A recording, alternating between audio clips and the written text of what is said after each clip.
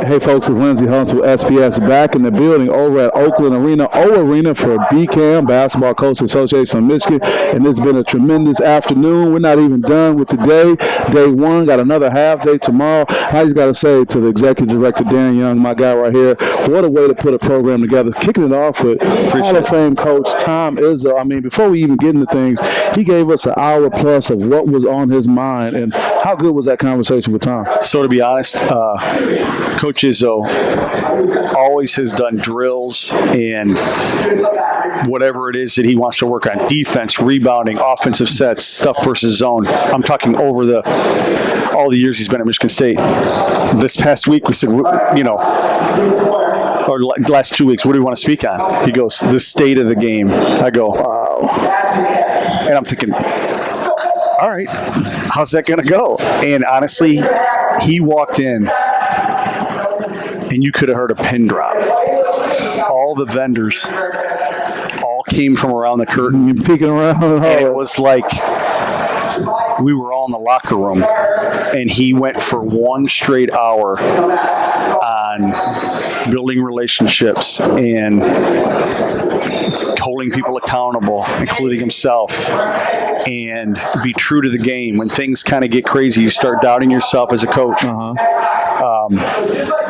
Think about the game and being true to the game, and then being true to your people, the people that you work for and with is your staff and your players and their families. He said he's had hard conversations with his players and he's had hard conversations with families. But now he had brought everybody back. The last couple of weeks, he had a big event. He had 360 former players, families, managers. He said 360 total. I think it was like 68 players. And it was all now, why they did what they did back in the day, being tough. And so that was a great message. Yeah. Not that BCAM needs a commercial or needs advertising, but when you talk about that just being a part of what this experience is, talk about how important you think BCAM is to the state of the game, if you will. So every kid deserves and needs a good coach, if not a great coach. And that's what we're all about. We want to have every school or every person that's involved with this game is to have someone that does a good job teaching and coaching them and cares about them. And that's from all the stuff you do to the X's and O's to the stuff Coach Izzo talked about as far as building relationships and being there for each other, not now, but maybe 20 years from now, that we're still have strong relationships. I mean, you and I are here together from 2 different backgrounds, and we're together talking about important things because of the game of basketball. That's what we're all about. I mean, we honor coaches. We have Coach of the Year, Hall of Famers. We do all of that. But we also have an aspiring head coach program, which is anybody who wants to be a head coach. That's in its 2nd year of existence. Why did you guys see the need to have a program like that? Because when you slide over 1 chair, it's a short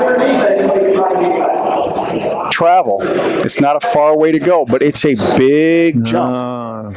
And so we do it all, from how to go into your first interview, how to prepare you with your resume, to when you get your first job, to when you get that job. We're going to mentor you through those first 2 or 3 years so you don't quit and walk away when things get back, because you're going to have a year.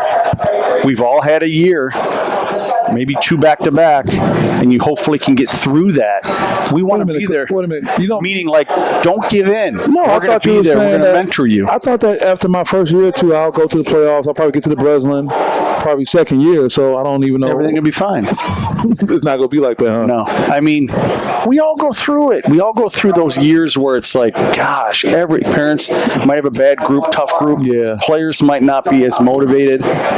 But if you can get through those years as a young coach, we just think that that's invaluable, because then you're able to be there for the long haul and affect so many more lives.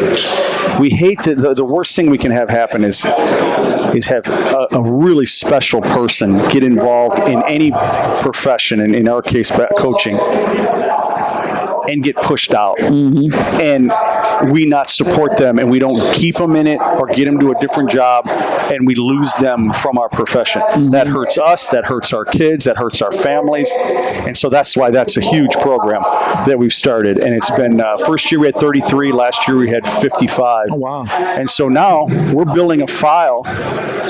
From time to time, an athletic director will call us, email us, and say, hey, I'm from such and such part of the state, and we really need a coach, girls, guys.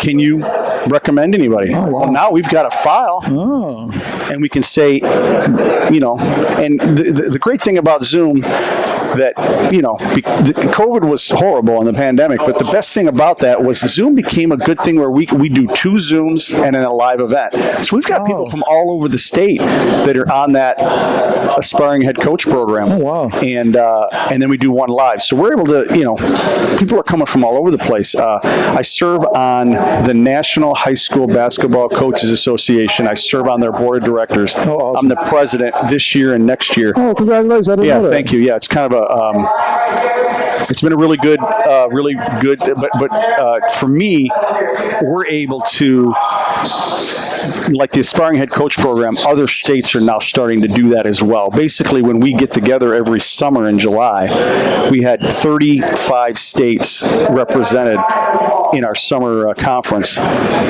We discuss what do you do that's good? What do you do that's good? And that's one thing that has started. The state of Georgia is now doing every month going to do they're calling it Who's Got Next, ours is Aspiring Head Coaches, so whatever their title is. Sure.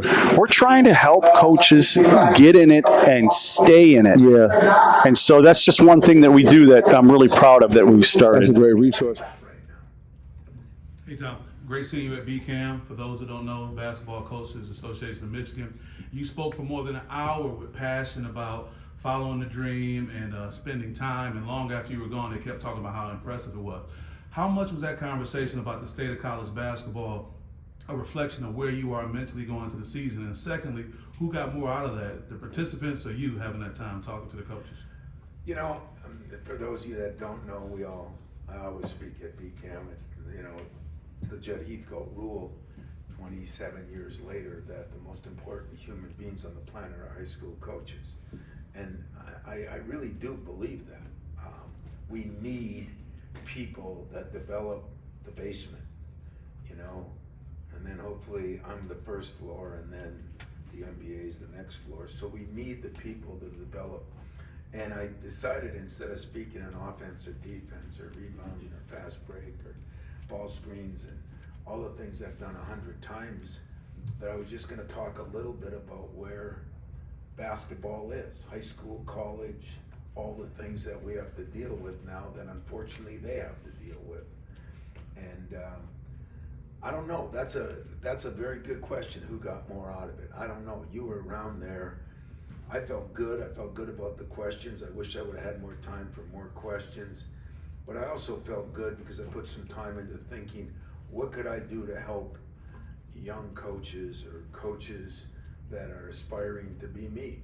Because, that sounds arrogant, but what I'm saying is I was them. I was them. And I had less of a chance because I lived where there is no media. I had to be a Notre Dame fan because that's the only game we got on TV. So, and that was with the Rabbit Ears. So I appreciated that I could talk to him not about a certain X and O, but really, as I say all the time, motivating players is a bigger part of my job than what offense or defense I run. And I just wanted to make sure they knew it wasn't just in the clinic of X's and O's. It's the clinic of how you deal with people. Great, thank you. Yep. You talked about